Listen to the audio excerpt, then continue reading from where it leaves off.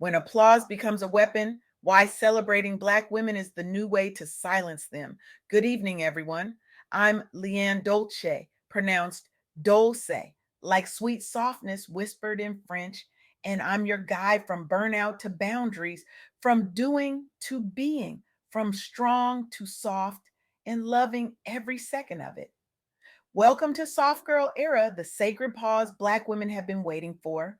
This isn't a trend, it's a lifestyle rebellion, a deep exhale from the Superwoman script, a quiet but powerful return to softness, rest, self trust, and radical joy. Tonight, I want to share something with you that came from a conversation I had recently with Ruth Austin, a visionary leader whose work is transforming the way we think about empowerment, equity, and what it truly means to invest in Black women. Ruth Austin is someone who doesn't just talk about change, they create it, they build it, they live it.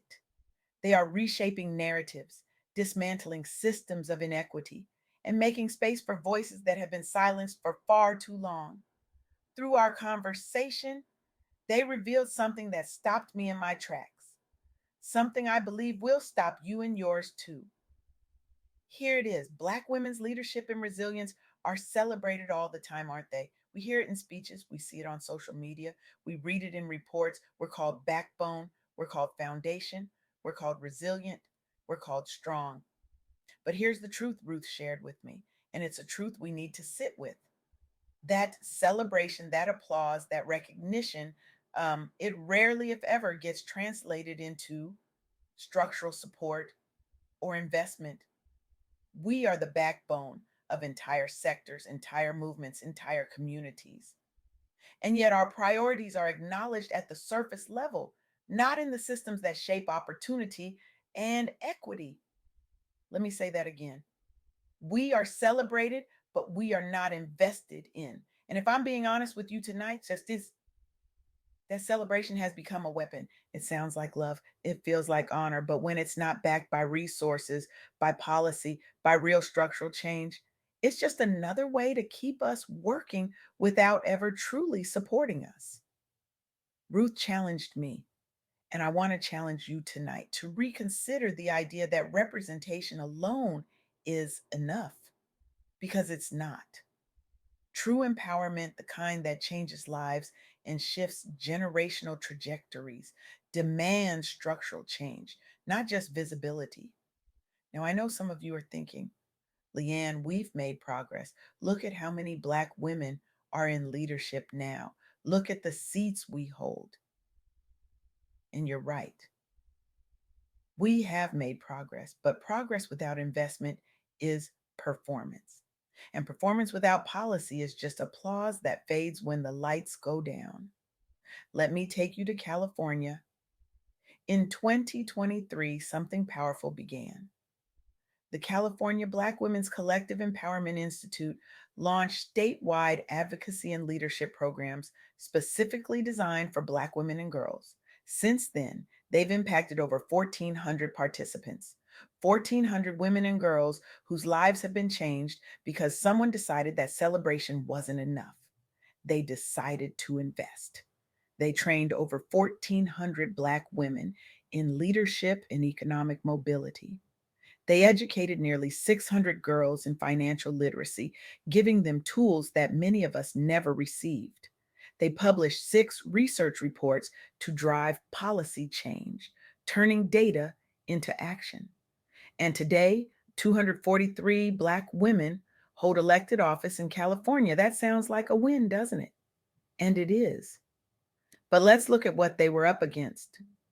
Black women in California earn 60 cents for every dollar a white man earns. 60 cents, not 70, not 80, 60. Let that sink in for a moment. For every hour a white man works and gets paid a dollar, a Black woman works that same hour and gets 60 cents. Black women face maternal mortality rates 4 to 6 times higher than white women, 4 to 6 times, which means that when a Black woman walks into a hospital to give birth, she is 4 to 6 times more likely to die than a white woman. That's not a statistic, that's a crisis. Black women experience poverty at rates that should make us all uncomfortable. rates that should make us question every system we've built. And yet they still show up, they still lead, they still build. The California Black Women's Collective Empowerment Institute didn't just celebrate Black women, they invested in them. They created pipelines, they built systems, they turned rhetoric into resources. And that's what Ruth Austin was talking about. That's the difference between applause and action. But let's go deeper because there's another story I want you to hear. It's about a national coalition called the Highland Project. This coalition is reimagining what prosperity and leadership look like for Black women. They created a space called Meet Me at the Highland, a space for reflection, for truth telling, for collective healing, a space where Black women could finally exhale. And here's what they found when they listened: 55% of Black women reported that their wages are falling behind the cost of living. 55%. More than half of Black women are working harder than ever and still can't keep up. 50% have been affected by job cuts. Half. One out of every two Black women, has either lost a job or is living in fear that they will. And yet, when we talk about economic downturns, when we talk about layoffs, and when we talk about instability, Black women's experiences are often footnotes, not headlines. The Highland Project didn't accept that. They centered collective well being.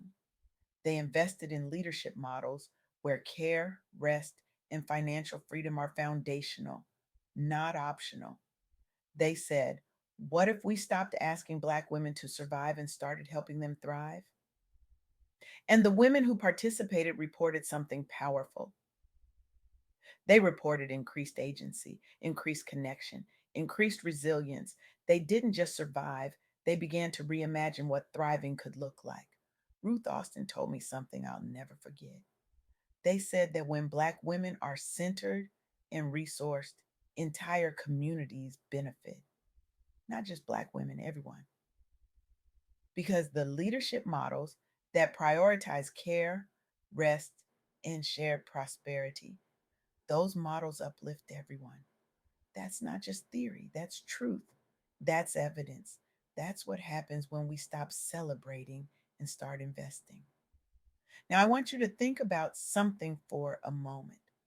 How many of you have been in a room where someone said, we value diversity, we celebrate Black women's contributions, we're committed to equity? Raise your hand if you've been in that room.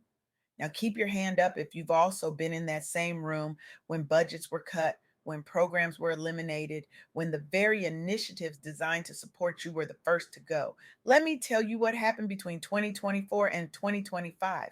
Over 60 major corporations scaled back or eliminated their DEI departments. 60, not six, 60. And Black women, especially those in HR, education, and nonprofit leadership, were hit the hardest. 42% of Black women reported job loss or instability. 42%, nearly half. There was a surge in bankruptcy filings among Black women entrepreneurs. A surge. Women who had taken the risk, who had bet on themselves, who had built something from nothing, lost it all. This wasn't just a professional setback. This was a dismantling of the very structures that had been built to create pathways for Black women. And it happened right after the 2020 racial justice movement, right after companies made promises, right after they said, we see you, we hear you, we're with you. But when the pressure eased, when the cameras turned off, when the hashtags stopped trending, the investment stopped too. The applause continued, the celebration continued, but the resources gone. But here's what also happened. And this is the part that makes me believe in us. Advocacy groups and professional networks mobilized. They didn't wait for permission. They didn't wait for the corporations to come back. They didn't wait for the systems to fix themselves. They provided emergency support. They offered mentorship, they created entrepreneurship training. New grassroots organizations emerged, supporting Black women's career transitions and reestablishing pipelines for leadership and business ownership. Black women didn't wait for the world to save them. They built new systems, they created new pathways, they did what they've always done. They led. And that's the thing about us, isn't it? We've always been the ones to build. We've always been the ones to lead. We've always been the ones to create pathways when doors were closed. We've always been the ones to say, if there's no seat at the table, I'll build my own table. But here's what Ruth Austin wants us to understand: we shouldn't have to keep rebuilding from scratch. We shouldn't have to keep proving our worth. We shouldn't have to keep fighting for investment that should have been there all along. So let me bring this home. Ruth shared 3 key insights with me, and I want to leave them with you tonight. First, structural change is essential. Representation and visibility matter. They do. But lasting progress for Black women requires deep investment in policies and systems that address pay inequity, health disparities, and workplace discrimination. We need more than seats at the table. We need the table to be rebuilt. We need the rules of the game to change. We need systems that were designed to exclude us to be dismantled and rebuilt with us at the center. Second, collective leadership is transformative. When Black women are centered and resourced, when leadership models prioritize care, rest, and shared prosperity, everyone benefits. This isn't just about us. This is about creating a world where thriving is possible for all of us. When Black women win, communities win, families win, entire systems become more humane, more just, more sustainable. Third, intentional action beats rhetoric every single time. Progress happens when advocacy is matched by tangible support. Career development programs, financial literacy training, anti discrimination policies, paid leave, affordable child care, health care that doesn't kill us. These aren't nice to haves, they're necessities. And if your organization, your company, your community isn't providing them, then all that celebration is just noise. Now, I know some of you are sitting there thinking, LeAnne, this sounds exhausting. I'm already tired. I'm already doing so much. How am I supposed to fight for structural change too?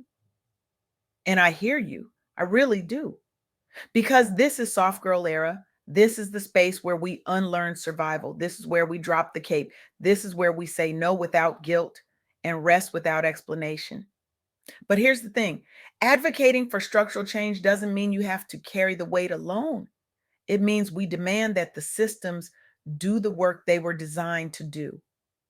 It means we stop accepting applause as payment.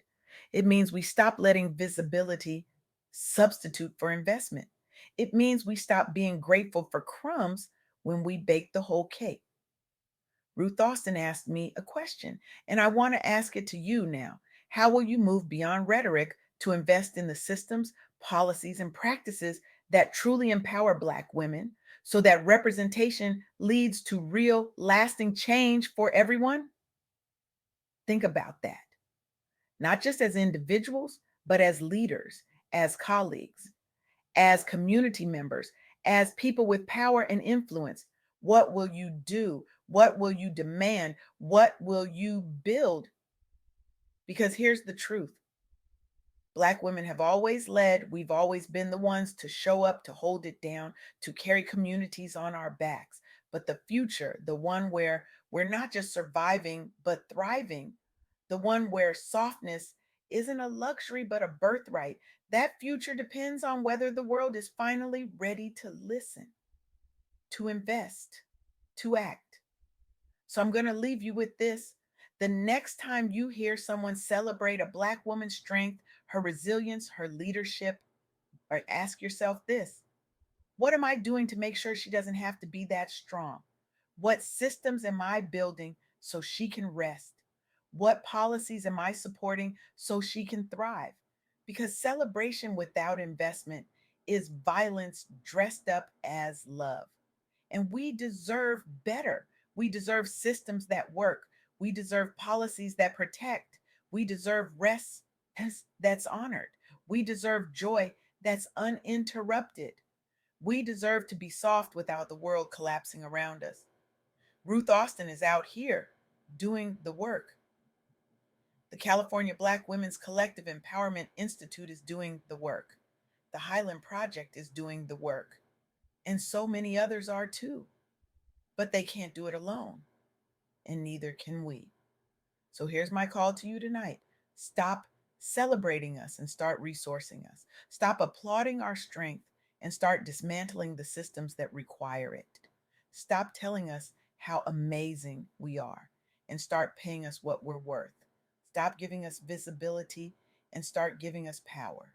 Because when you do that, when you move beyond rhetoric and into real, tangible, structural change, you don't just transform our lives, you transform the world. Thank you.